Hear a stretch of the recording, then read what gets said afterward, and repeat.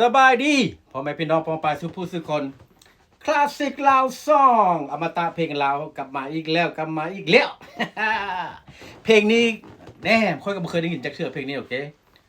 เพลงแบบเว้าเรื่องการพนันคำเว้าเรื่องการพนันคนลาวสิมีหยังก็มีแต่พายกับมักกะลอกเนาะส่วนหลายเนาะ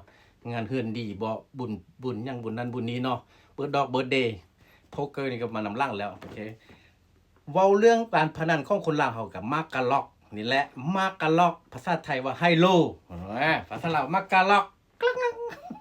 แทงสู้แทงนะเพลงนี้ไปฟังกันเบิ่งว่าเป็นยังได้โอเคว่าเรื่องการพนัน let's go listen to it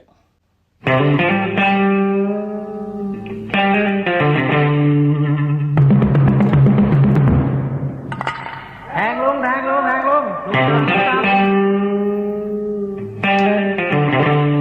มากกะหลอกดอกเงินค่อยจนหมด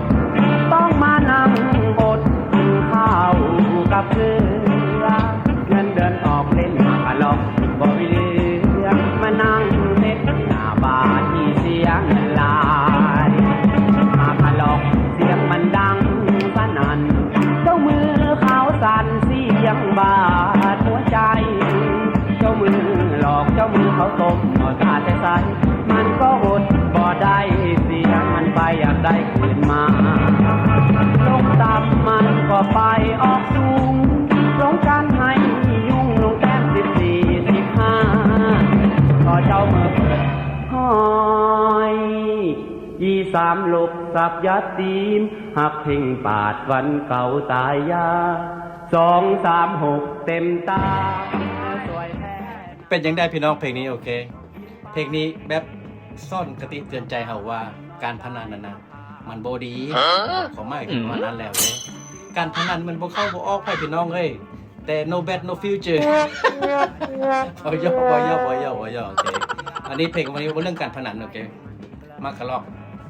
กคือประเภทคนลาวเฮาและประเภทนี้คนลาวเฮาแล้วมักกะล็อกกันน่ะค่อยก็บ่เคยได้ยินเพลงนี้เขามาได้ยินอยู่ใน YouTube นี่แหละก็เลยมาเสนอให้พี่น้องฟังเบิ่งเนาะฟังนำกันเบิ่งแล้วก็เอาไว้คิดใส่ในหูเขาไว้ว่าการพนันมันบ่ดีเด้ออย่าไปเฮ็ดโอเคมันบ่เข้าบ่ออกไปการพนันเข้าเส้นเลือดนี่มันหายกว่ายาเสพติดเด้อพี่น้องเด้อฝากเอาไว้ฝากไว้ให้คิด peace